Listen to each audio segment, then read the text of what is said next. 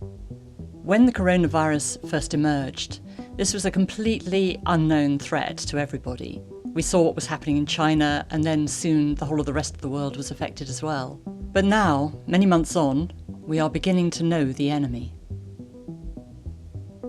Originally, the symptoms that we were warned about were a continuous cough and also a high temperature or fever. But now we know that there is another thing that's very particular to this coronavirus, and that is the loss of taste and smell.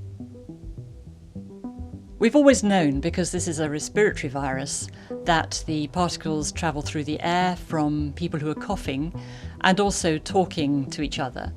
So the risk, we think, is at its worst probably if you are closer than 2 meters for about 15 minutes. But there's still some debate over how far the particles will travel.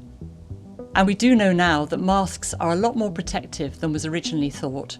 But of course it's not the only thing. We do need to wash our hands still, and we do need to keep our distance. We've always known who is most at risk.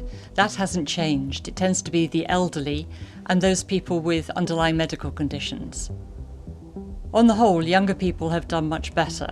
But what has changed is that we know now that some people just don't shake off the malaise, the illness that they feel afterwards. So they tend to carry on having muscle weakness and fatigue. This is something that is being called long COVID and seems to last for months. Banging headaches, crippling fatigue, you can't concentrate, you can't read, you can't watch TV. You don't know if it'll last forever or if some of them will fade and some won't. Chest pains, I've got a headache as well. Most countries didn't have adequate testing arrangements at the beginning of the pandemic.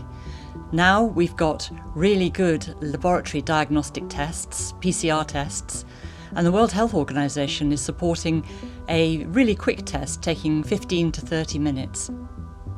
We also have antibody tests. Those will tell you if you've had COVID-19. But at the beginning, we were very excited if we had antibodies and thought that meant people were immune. There are cases now of people getting it more than once. So we just don't know how long those antibodies last and how long immunity will last. Back in the spring, all the ideas for vaccines were in the lab. Now we know that the successful lab tests have turned into successful trials in humans, and people are responding. What we don't know yet is whether the immune system response that's stimulated by these vaccines will be enough. So it may actually protect some people but not other people, or it may have a short-lived effect, so you'd need booster vaccines afterwards.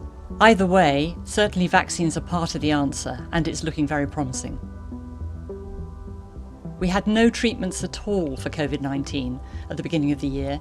Now we have a drug called dexamethasone, a steroid, that is proven to save 1 in 8 lives of the people who are really seriously ill on ventilators in hospital. We also have a drug that will reduce the length of stay of people in hospital, so that's really promising too.